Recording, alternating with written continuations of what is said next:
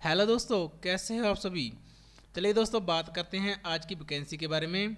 दोस्तों, जो लखनऊ पीजीआई में जो वैकेंसी आई हुई है पीजीआई सिस्टर की और टेक्नीशियन की और अदर जो वैकेंसी है उसके बारे में, तो इसकी जो स्टार्टिंग डेट है दोस्तों इन फॉर्म्स की, वो स्टार्टिंग डेट है वो है 29 मार्च। यानी कि 29 मार्च से जो फॉर्म है वो स्टार्ट है और जो लास्ट डेट रहेगी वो रहेगी 19 अप्रैल। यानी कि 29 मार्च से लेकर 19 अप्रैल तक आप अपने फॉर्म जो है वो फिल कर सकते हैं।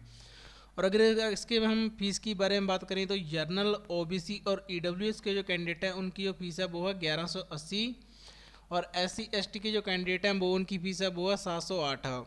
और फीस की जो पेमेंट है वो ऑनलाइन ही होगी। और एज की लिमिट की बारे में बात करें तो जो 18 से लेकर 40 साल तक जो इसकी एज की जो लिमिट रखी है और एज का जो रिलैक्सेशन है वो इनके अकॉर्डिंग है, जिनके नोटिफिकेशन में मेंशन है उसके हिसाब से।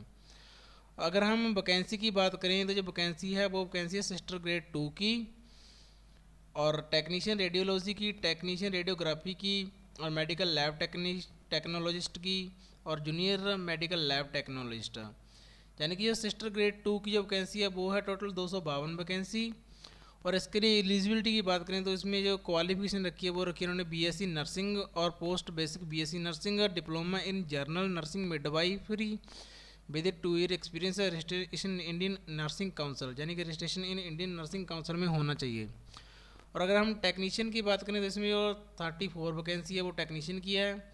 इसमें जो 12वीं पास होनी चाहिए आपके पास साइंस के साथ और आपके पास 2 साल का डिप्लोमा होना चाहिए रेडियोग्राफी का और 1 साल का एक्सपीरियंस होना चाहिए। अगर हम टेक्नीशियन रेडियोग्राफी की बात करें तो इसकी जो 8 वैकेंसी है इसमें भी जो क्वालिफिकेशन है उसमें 2 साल का आपके पास रेडियोलॉजी का जो रेडियोथेरेपी का जो डिप्लोमा होता है आपके पास वो होना चाहिए।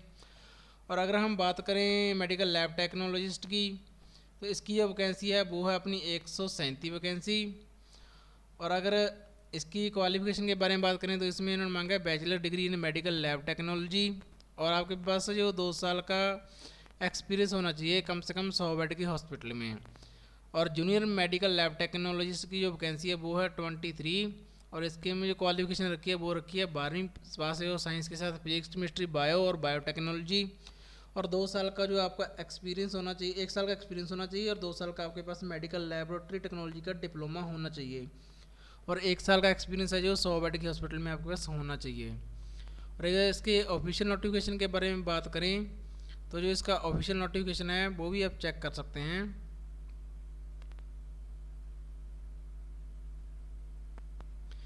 इनका जो ऑफिशियल नोटिफिकेशन है उसमें इन्होंने पूरी की पूरी डिटेल बता रखी है।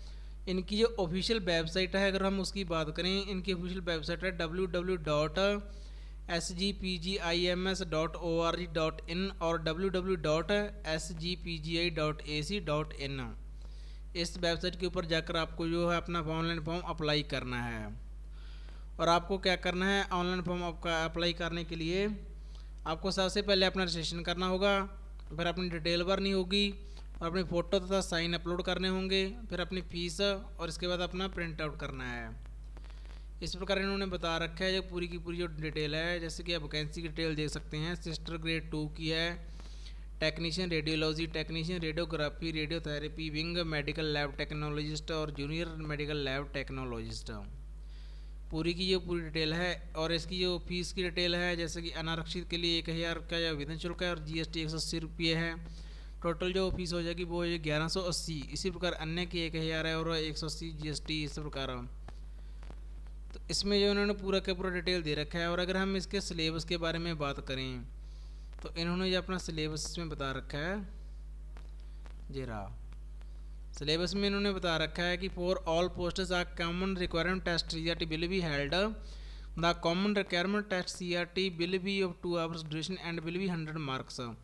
It will contain multiple choice question MCQ 60 marks on the subject related to the post and the level of qualification.